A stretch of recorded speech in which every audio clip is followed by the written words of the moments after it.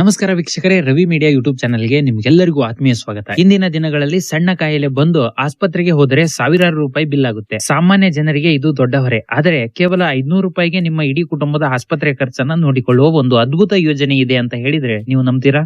ಹೌದು, ಅದೇ ರಾಜ್ಯ ಸರ್ಕಾರದ ಯಶಸ್ವಿನಿ ಆರೋಗ್ಯ ಯೋಜನೆ. ಈ ಯೋಜನೆಗೆ ಯಾರೆಲ್ಲರೂ ಅರ್ಜಿಯನ್ನ ಹೇಗೆ ಸಲ್ಲಿಕೆ ಮಾಡಬೇಕು, ಯಾವೆಲ್ಲ ಕಾಯಿಲೆಗಳಿಗೆ ಉಚಿತ ಚಿಕಿತ್ಸೆ ಸಿಗುತ್ತೆ ಅನ್ನೋದರ ಸಂಪೂರ್ಣ ಮಾಹಿತಿಯನ್ನ ಇವತ್ತಿನ ಒಂದು ವಿಡಿಯೋದಲ್ಲಿ ನಾನು ನಿಮ್ಗೆ ತಿಳಿಸ್ಕೊಡ್ತೇನೆ. ಅದಕ್ಕೆ ವಿಡಿಯೋನ ಶುರು ಮಾಡೋಕ್ಕಿಂತ ಮುಂಚೆ ನೀವಿನ್ನು ನಮ್ಮ ಚಾನಲ್ ಗೆ ಸಬ್ಸ್ಕ್ರೈಬ್ ಆಗಿಲ್ಲ ಅಂದ್ರೆ ದಯವಿಟ್ಟು ವಿಡಿಯೋಗೆ ಒಂದು ಲೈಕ್ ಮಾಡಿ, ಚಾನಲ್ ನ ಸಬ್ಸ್ಕ್ರೈಬ್ ಮಾಡಿ, ಹಾಗೆ ನಿಮ್ಮ ಒಂದು ಗೊಂದಲಗಳನ್ನ ಕಮೆಂಟ್ ಮುಖಾಂತರ ತಿಳಿಸಿ ಅಂತ ಹೇಳ್ತಾ ಬನ್ನಿ ವಿಡಿಯೋನ ಶುರು ಮಾಡೋಣ. ಮೊದಲನೆಯದಾಗಿ ಯಶಸ್ವಿನಿ ಯೋಜನೆ ಯಾರೆಲ್ಲ ಸೇರಬಹುದಂದ್ರೆ, ನೀವು ಯಾವುದೇ ಗ್ರಾಮೀಣ ಅಥವಾ ನಗರ ಸಹಕಾರ ಸಂಘದ ಅಥವಾ ಸ್ತ್ರೀ ಶಕ್ತಿ ಸ್ವಸಹಾಯಕ ಸಂಘದಲ್ಲಿ ಸದಸ್ಯರಾಗಿದ್ದು ಕನಿಷ್ಠ 3 ತಿಂಗಳಾಗಿದ್ದರೆ ಸಾಕು, ನೀವು ಈ ಯೋಜನೆಗೆ ಅರ್ಹರು. ಹಾಗೆಯೇ ಸರ್ಕಾರಿ ಸಂಘಗಳಲ್ಲಿರುವ ಮೀನುಗಾರರು, ಬಿಡಿ ಕಾರ್ಮಿಕರು ಮತ್ತು ನೇಕಾರರು ಕೂಡ ಈ ಯೋಜನೆಯನ್ನ ಸೇರಬಹುದಾಗಿರುತ್ತೆ. ಇಲ್ಲಿ ಕುಟುಂಬ ಎಂದರೆ ಮುಖ್ಯ ಸದಸ್ಯ, ಅವರ ಪತಿ ಅಥವಾ ಪತ್ನಿ, ತಂದೆ ತಾಯಿ, ಮಕ್ಕಳು, ಮದುವೆಯಾಗದ ಹೆಣ್ಣು ಮಕ್ಕಳು, ಸೊಸೆ ಮತ್ತು ಅವರ ಮಕ್ಕಳು. ವಿಶೇಷ ಏನಂದ್ರೆ ಈ ಯೋಜನೆಯಲ್ಲಿ ಯಾವುದೇ ವಯಸ್ಸಿನ ಮಿತಿ ಇಲ್ಲ. ಹುಟ್ಟಿದ 30 ದಿನದವರೆಗೆ ನವಜಾತಿ ಶಿಶುವಿಗೂ ತಾಯಿಯ ಕಾರ್ಡ್ ಮೂಲಕವೇ ಚಿಕಿತ್ಸೆಯನ್ನ ಪಡಿಬಹುದು. ಹಾಗಾದ್ರೆ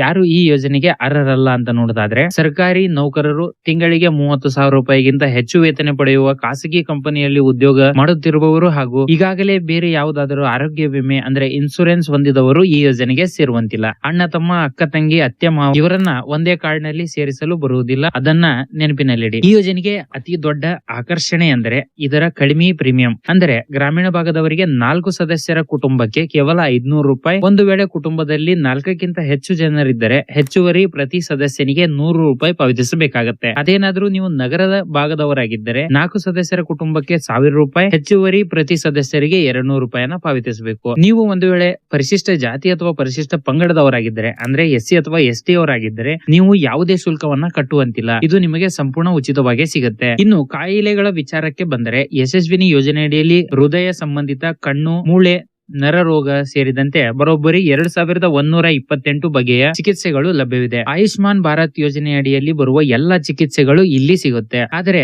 ಒಂದು ನಿಯಮ ಇದೆ, ಇದು ಜನರಲ್ ವಾರ್ಡ್ ಚಿಕಿತ್ಸೆಗೆ ಮಾತ್ರ ಸೀಮಿತ. ನೀವೇನಾದರೂ ಪ್ರೈವೇಟ್ ವಾರ್ಡ್ ಅಥವಾ ಟ್ವಿನ್ ಶೇರಿಂಗ್ ರೂಮ್ ಬೇಕಂದ್ರೆ ಶೇಕಡ 15ರಿಂದ 25 ಹೆಚ್ಚುವರಿ ಹಣವನ್ನ ನೀವೇ ಭರಿಸಬೇಕಾಗತ್ತೆ. ಉಳಿದಂತೆ ಆಪರೇಷನ್ ಖರ್ಚು, ಬೆಡ್ ಚಾರ್ಜ್, ಡಾಕ್ಟರ್ ಫೀಸ್ ಎಲ್ಲವನ್ನು ಯೋಜನೆಯಡಿಯಲ್ಲಿ ಕವರ್ ಆಗುತ್ತೆ. ಹೊರರೋಗಿ ಅಂದ್ರೆ OPD ಚಿಕಿತ್ಸೆಗೂ ಕೂಡ ಟ್ರಸ್ಟ್ ಕಡೆಯಿಂದ ಸಹಾಯಧನ ಸಿಗುತ್ತೆ. ಈಗಲೇ ಈ ಯೋಜನೆಯನ್ನ ಸೇರಬೇಕು ಅಂತ ನಿಮ್ಗೆ ಅನಿಸುತ್ತಿದೆ ಅಲ್ಲವೇ? ಹಾಗಾದ್ರೆ ನಿಮ್ಮ ಹತ್ತಿರದ ಬ್ಯಾಂಕ್ ಅಥವಾ ಸಹಕಾರಿ ಸಂಘಕ್ಕೆ ಭೇಟಿ ನೀಡಿ ಅಲ್ಲಿ ಈ ಕೆಳಗಿನ ದಾಖಲಾತಿಗಳನ್ನ ತೆಗೆದುಕೊಂಡು ಹೋಗಬೇಕಾಗತ್ತೆ. ಅಂದ್ರೆ ನಿಮ್ಮ ಆಕ್ಟಿವ್ ಇರುವ ಮೊಬೈಲ್ ನಂಬರ್, ಚಾಲ್ತಿಯಲ್ಲಿರುವಂತ ಮೊಬೈಲ್ ನಂಬರ್ ನ ತೆಗೆದುಕೊಂಡು ಹೋಗಬೇಕು, ಮತ್ತೆ ರೇಷನ್ ಕಾರ್ಡ್ ಕಾಪಿ ಇರಬೇಕು, ಕುಟುಂಬದ ಪ್ರತಿಯೊಬ್ಬ ಸದಸ್ಯರ ಆಧಾರ್ ಕಾರ್ಡ್ ಜೆರಾಕ್ಸ್ ಇರಬೇಕು, ಮತ್ತು ಪ್ರತಿಯೊಬ್ಬರ 2 ಪಾಸ್ಪೋರ್ಟ್ ಸೈಜ್ ಫೋಟೋಗಳು ಬೇಕು. ಅದರ ಜೊತೆಗೆ SC ಮತ್ತು ST ವರ್ಗದವರಾಗಿದ್ದರೆ ಉಚಿತ ಸೌಲಭ್ಯ ಪಡೆಯಲು ನಿಮ್ಮ ಕ್ಯಾಸ್ಟ್ ಅಥವಾ ಇನ್ಕಮ್ ಸರ್ಟಿಫಿಕೇಟ್ ನ RD ನಂಬರ್ ಕೂಡ ಇಲ್ಲಿ ಚಾಲ್ತಿಯಲ್ಲಿ ಇರಬೇಕಾಗತ್ತೆ. ನೋಡಿದ್ರಲ್ಲ ವೀಕ್ಷಕರೇ, ಇಷ್ಟು ಕಡಿಮೆ ಹಣದಲ್ಲಿ ಇಡೀ ಕುಟುಂಬಕ್ಕೆ ಆರೋಗ್ಯ ಭದ್ರತೆ ನೀಡುವ ಯಶಸ್ವಿನಿ ಯೋಜನೆ ನಿಜಕ್ಕೂ ಒಂದು ವರದಾನ. ಈ ಕೂಡಲೇ ನಿಮ್ಮ ಹತ್ತಿರದ ಸಹಕಾರಿ ಸಂಘಕ್ಕೆ ಭೇಟಿ ನೀಡಿ ಈ ಯೋಜನೆಯ